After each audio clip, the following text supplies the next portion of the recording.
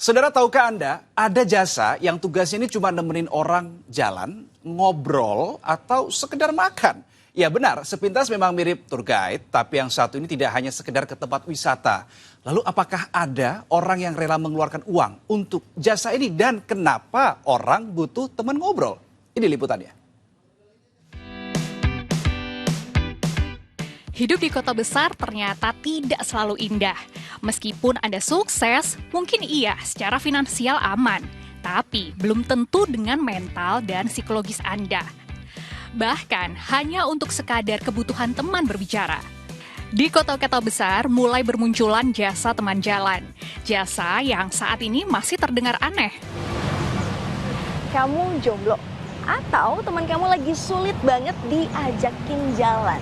Tenang, sekarang nggak perlu khawatir karena ada jasa temenin jalan. Saya pun penasaran, pengen coba rasanya seperti apa. Tadi sih saya udah janjian di sini, orangnya yang itu. Yuk.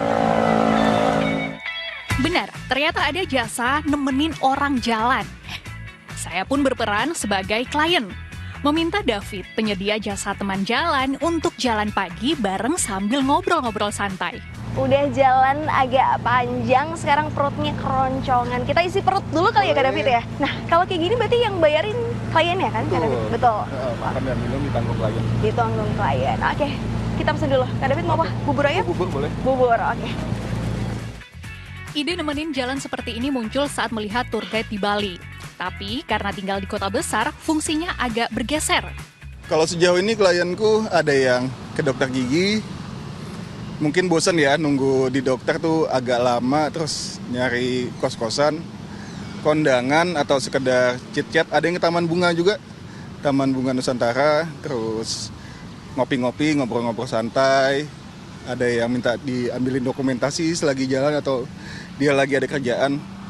Jadi ya apapun selama aku sanggup, aku terima. Intinya mereka ini butuh ditemenin, termasuk curhat. Oh ya, yang menyewa jasa David bukan sekedar orang biasa loh.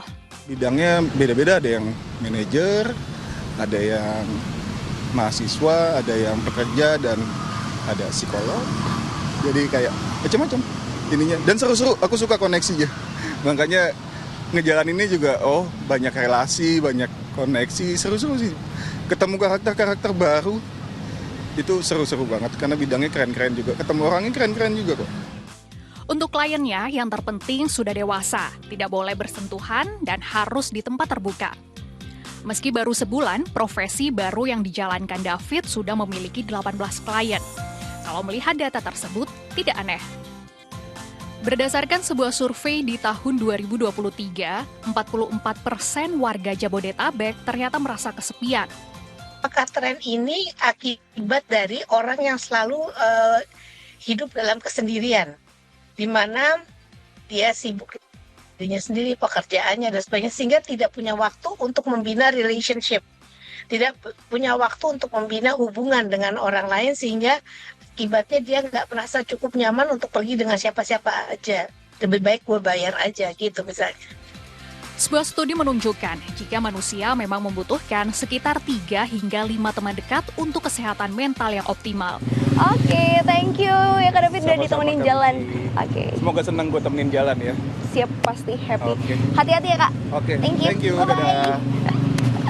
Ya, selesai juga ditemenin jalan pagi hari ini. Ternyata seru ya. Jadi jalan sama strangers atau orang baru, ini berasa jadi punya teman baru. Gimana? Kalian tertarik ya? Dari Jakarta, Michelle Winda dan Ade Fatoni melaporkan.